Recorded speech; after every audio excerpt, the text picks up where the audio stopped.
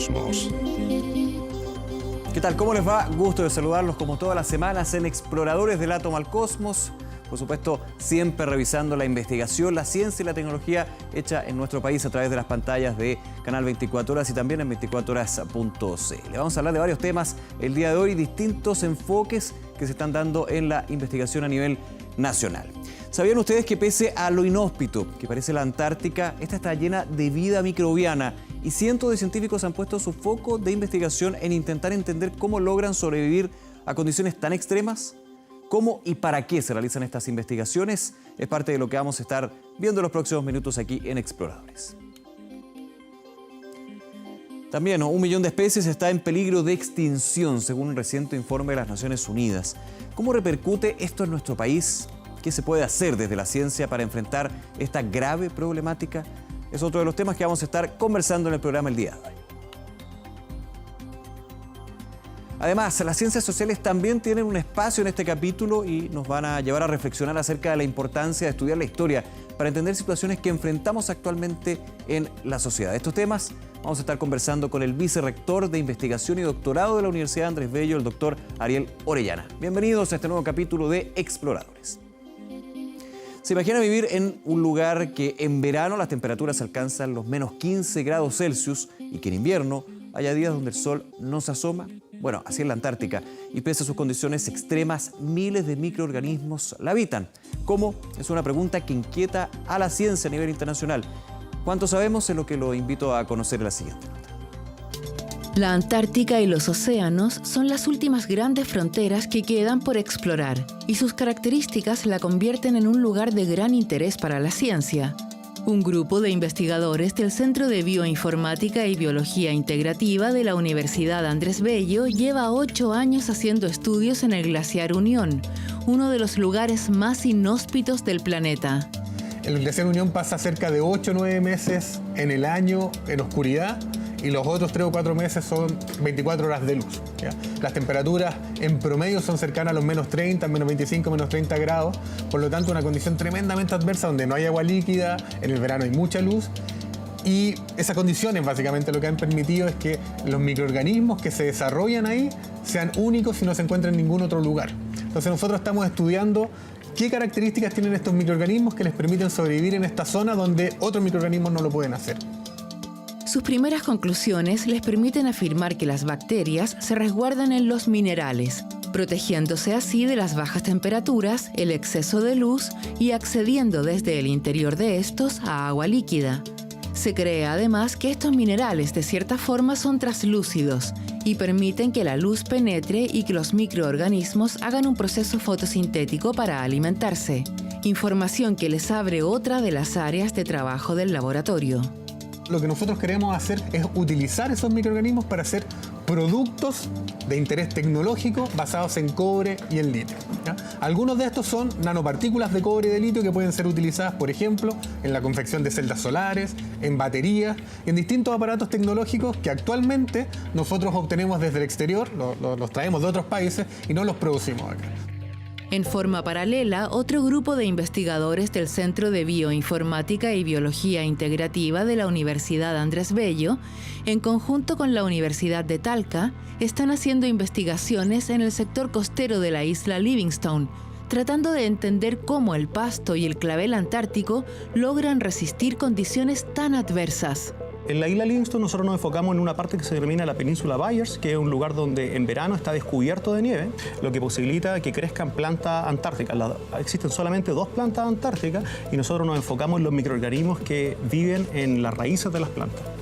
Lo que buscan es entender si estos microorganismos serían los encargados de proveer a las plantas la capacidad de resistir las bajas temperaturas y el alto índice de salinidad. Los experimentos que han realizado les permiten afirmar que en condiciones de laboratorio, al incorporar estos microorganismos a otras plantas, adquieren mayor resistencia a altas concentraciones de sal, lo que les hace pensar en el desarrollo de productos biotecnológicos. Esto es súper relevante en un escenario de cambio climático porque se predice que grandes extensiones de Chile y de otros países van a ver sus suelos deteriorados y erosionados con el concomitante aumento en la salinidad, y esto en definitiva nos podría prepararnos para un escenario donde tengamos que plantar, por ejemplo, lechuga y tomate en el desierto o en zonas costeras que tradicionalmente tienen alta salinidad. Para los investigadores del Centro de Bioinformática y Biología Integrativa de la Universidad Andrés Bello, es fundamental realizar ciencia básica de la mano con aplicaciones, pues creen que es la clave que les permite aportar al desarrollo del país. Comenzamos la conversación con el vicerrector de Investigación y Doctorado de la Universidad Andrés Bello, el doctor Ariel Orellana. Muchísimas gracias por acompañarnos aquí en Exploradores. Bienvenido. Un placer estar aquí una vez más en este programa Exploradores.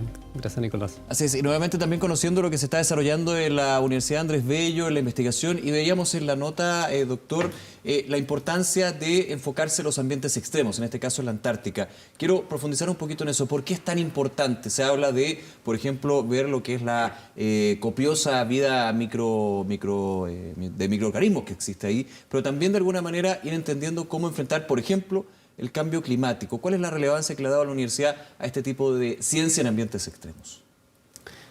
Bueno, los microorganismos son posiblemente la base de la vida como la conocemos el día de hoy. Recordemos que posiblemente nuestro organismo tiene más ADN de microorganismos, de bacterias, que ADN nuestro. Tenemos un microbioma muy abundante y los microorganismos están no solamente en los animales, sino que también están en todos los lugares del planeta. Y es muy interesante poder conocer qué es lo que ocurre en lugares donde normalmente la vida es muy difícil o no ocurre. Y eso, por ejemplo, la Antártica es un gran ejemplo. Poder conocer cuáles son los mecanismos por los cuales estos organismos pueden sobrevivir, alimentarse, nutrirse, dividirse y vivir en esas condiciones inhóspitas y extremas, sin duda que nos ayuda a entender muchos procesos. Adicionalmente, conocer sobre ciertos mecanismos, enzimas, proteínas que pueden tener funciones específicas a muy baja temperatura, nos puede ayudar a utilizar ese conocimiento para la generación de tecnología. Por ejemplo, enzimas que sean capaces de utilizar, de poder degradar grasas a baja temperatura. Significa que podríamos utilizar esos elementos en un detergente que funcione en agua fría. Hay aplicaciones desde el punto de vista industrial, médico, que desde el área de la universidad, que es el área de bioinformática, se ha estado desarrollando justamente con este laboratorio natural que es la Antártica. Exactamente. El día de hoy existen herramientas como por ejemplo la genómica, el cual nos permite conocer la información de los genes que se están expresando dentro de cualquier organismo. Y a partir de esa información que genera cantidad enorme de datos, la bioinformática permite analizar esos datos y poder empezar a entender de mejor manera cómo los genes que son importantes para que se realicen estas funciones que permiten que estos organismos vivan en condiciones extremas, entendamos cómo funcionan estas proteínas, estos genes, y finalmente podamos eventualmente utilizarlos, además de conocer la razón por la cual ellos son capaces de vivir en condiciones tan extremas, lo cual nosotros no podemos hacer. ¿Se han enfocado en el área de bioinformática en ambientes extremos o también se ha derivado a otros lugares de estudio u otras áreas de estudio en ese sentido? La bioinformática cubre un espectro enorme de elementos. Puede estudiar desde la estructura de moléculas, proteínas, a través de un fenómeno que se llama dinámica molecular, y el Centro de Bioinformática y Biología Integrativa realiza actividades en ese ámbito. También hablábamos hace poco del genoma, que es el conjunto de todos los genes y el ADN que tenemos en nuestras células, y cada organismo viviente tiene un ADN. Existen metodologías que nos permiten conocer toda la información que está en estos genomas, y para eso necesitas capacidad de análisis y cómputo, y la bioinformática te ayuda a poder desentrañar los misterios que esconden nuestros genomas. Por lo tanto, la bioinformática es una aproximación transversal para poder entender muchos mecanismos y hacer análisis de mucha información. Y una especialidad también en ese sentido, doctor, que es muy integral y muy transversal de otras especialidades, desde la matemática, desde la computación, la informática, la ingeniería, la propia biología. se van entremezclando todas también para la necesidad de lo que es la investigación, ¿no? Sí, el día de hoy, históricamente entendemos las disciplinas como por ejemplo la biología, la química, la física, la matemática, pero el día de hoy empiezan a surgir subdisciplinas y las fronteras entre ellas son más difíciles de entender. Entonces empieza a ser una interdisciplina y la información pasa a ser fundamental. La bioinformática es una de las herramientas que nos ayuda a entender, pero el día de hoy el análisis de grandes cantidades de datos, lo que se llama el Big Data, también pasa a ser muy importante, y también ciencias de la computación. En ese ámbito, nuestra universidad recientemente ha creado un doctorado en bioinformática y biología integrativa que lo que espera es formar personas que tengan la capacidad de crear nuevo conocimiento en la aplicación y en el uso de estas técnicas y metodologías. Y vamos a seguir, doctor, revisando lo que es la investigación que se hace en la Universidad Andrés Bello y a propósito de eso, el tema de la biodiversidad, muy relevante. Un informe de hecho de las Naciones Unidas publicado este año advierte que las acciones humanas han alterado significativamente la mayor parte de los hábitats de nuestro planeta. ¿Cómo ha afectado a la biodiversidad? ¿Cuál es la situación en nuestro país? Lo revisamos en la siguiente nota. Un reciente informe de la ONU advierte acerca del peligro de extinción en el que se encuentra 1 millón de especies, una situación inédita en la historia. En Chile, por ejemplo, se sabe que más de la mitad de los anfibios corre este riesgo, como ocurre con la ranita de Darwin. Hay una que se distribuye en el norte, la ranita de Darwin del norte, e históricamente esta rana vivía desde los bosques costeros de Zapallar hasta la zona de Concepción. Sin embargo, esta especie no se ha visto desde el año 1980. Pese al esfuerzo de varios investigadores que la hemos buscado, lamentablemente esta rana no ha aparecido. Y la segunda especie es la ranita de Darwin del sur, y esta especie también vivía en Concepción y desde ahí hacia el sur hasta más o menos Aysén. Y esa especie está catalogada como en peligro de extinción y sus poblaciones están severamente aisladas y lamentablemente están disminuyendo. Se estima que desde 1970 el cambio climático ha generado la disminución del 40% de la población de la ranita de Darwin del sur. Otra de las amenazas para esta especie es la destrucción de su hábitat, los bosques nativos, e investigaciones de científicos del Centro de Investigación para la Sustentabilidad de la Universidad Andrés Bello también advierten acerca de una tercera causa. Dice relación con una enfermedad emergente que se llama la quitridiomicosis. Esta es una enfermedad que está asociada a la declinación y a la extinción de varias especies de anfibios en el mundo. Ha sido catalogado como la peor enfermedad que causa mayor pérdida de biodiversidad conocida por la ciencia. Y en el caso de Chile, nuestros estudios señalan de que esta especie, la ranita Darwin, es probablemente la especie que está más amenazada y que desaparece más rápido producto de esta enfermedad. Las nutrias chilenas también están en peligro de extinción e investigadores del Centro de Investigación para la Sustentabilidad de la Universidad Andrés Bello llevan 30 años estudiando cuál es el estado de las dos especies que existen en el país. Una de ellas es el huillín. El huillín es el depredador tope de los sistemas de ríos, lagos, arroyos que tenemos en Chile. Cómo nosotros hemos utilizado estos sistemas representa lo que ha pasado con el huillín. Este mal uso, mala planificación de los sistemas acuáticos ha significado que el huillín disminuya su distribución en los últimos 200 años a un 10% de lo que era original.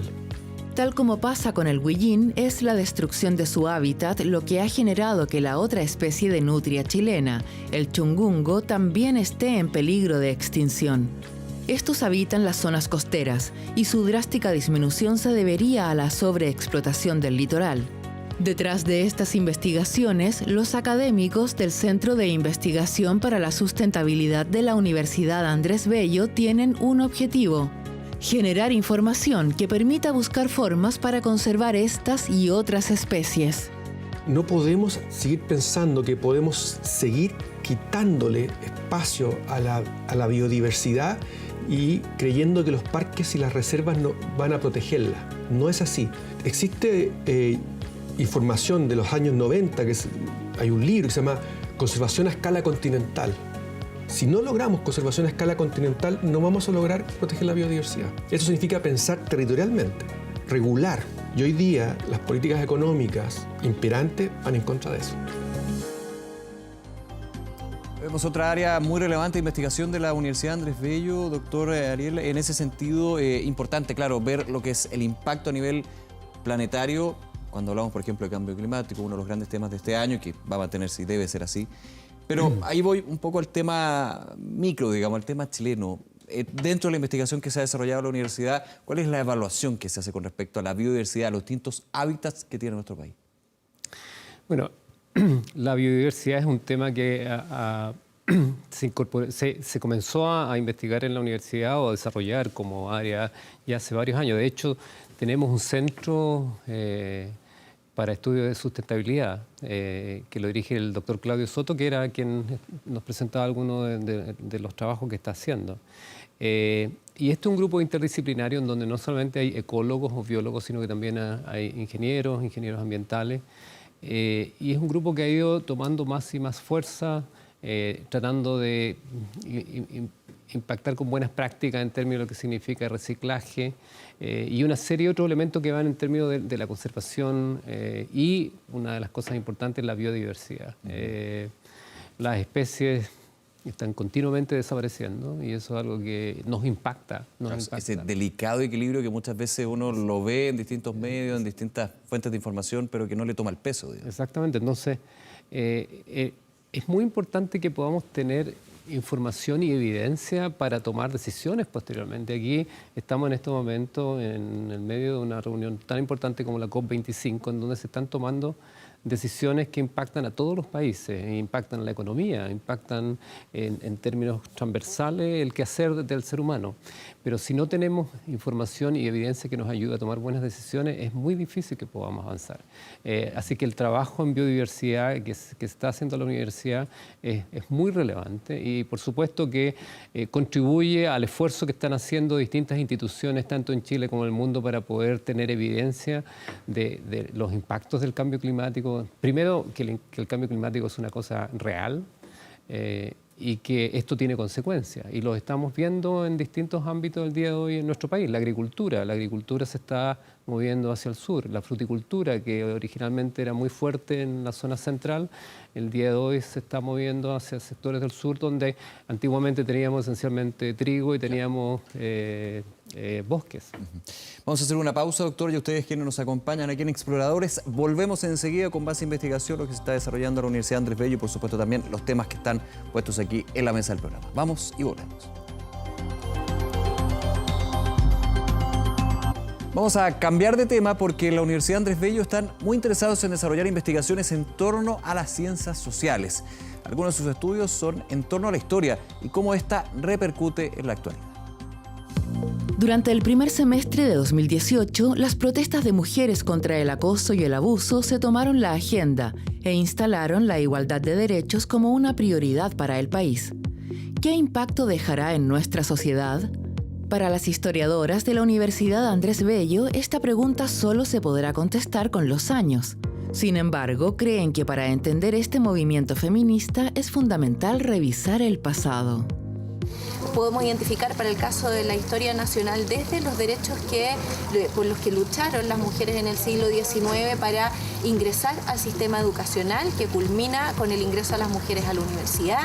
Luego, a principios del siglo XX, sus luchas por derechos laborales, obreros, luego por los derechos políticos a elegir o a participar de las elecciones, derechos culturales hacia los años 60, 70 que tienen relación, por ejemplo, con los derechos reproductivos, y así llegamos finalmente hasta esta lucha social que tiene que ver ya con equiparar la cancha en todos los ámbitos de la sociedad entre mujeres y hombres, y esa lucha solamente podemos estarla dando en la medida en que ha habido otras generaciones anteriores a las nuestras que nos han preparado el camino para poder generar las condiciones para hacer esto efectivo en la actualidad.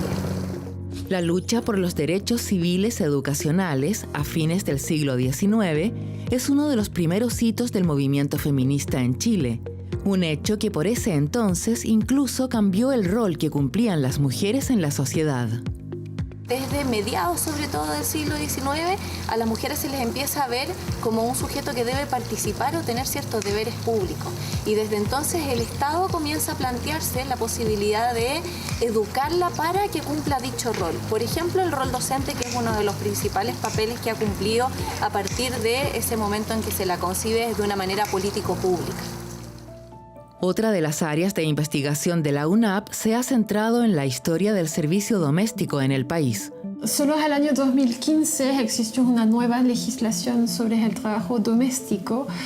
A mí me parece que hay varias como razones. Quizá la más importante es que desde el siglo XIX es una ocupación que se perfila como una continuidad de la esclavitud y que a su vez emplea muchas mujeres. Entonces, finalmente hasta la Constitución de 1925, el servicio doméstico de todas formas no puede votar.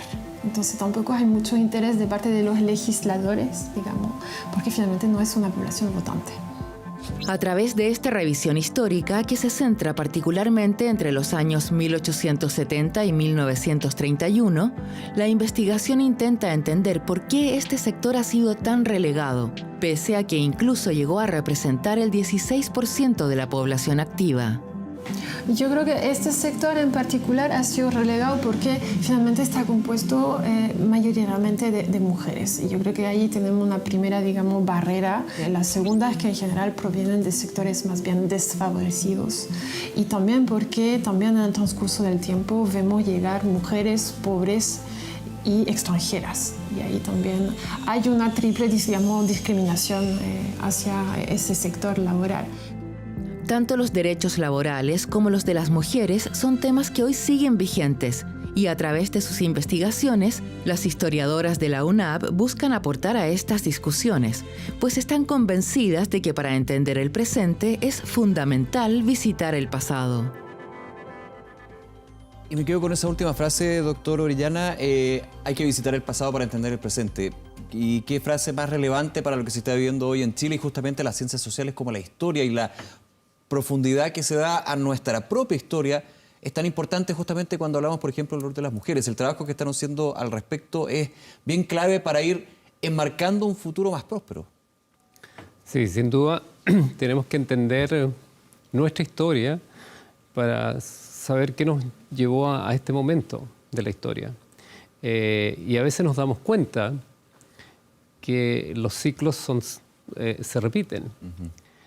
Muchas veces pensamos que estamos haciendo la historia desde un comienzo nuevamente. Y es muy interesante ver el análisis histórico en el caso de lo que ocurrió con los movimientos de mujeres y los logros que se han ido alcanzando. Y posiblemente esto es parte de un proceso de crecimiento, desarrollo, de lograr adquirir derechos que por muchos años les fueron negados.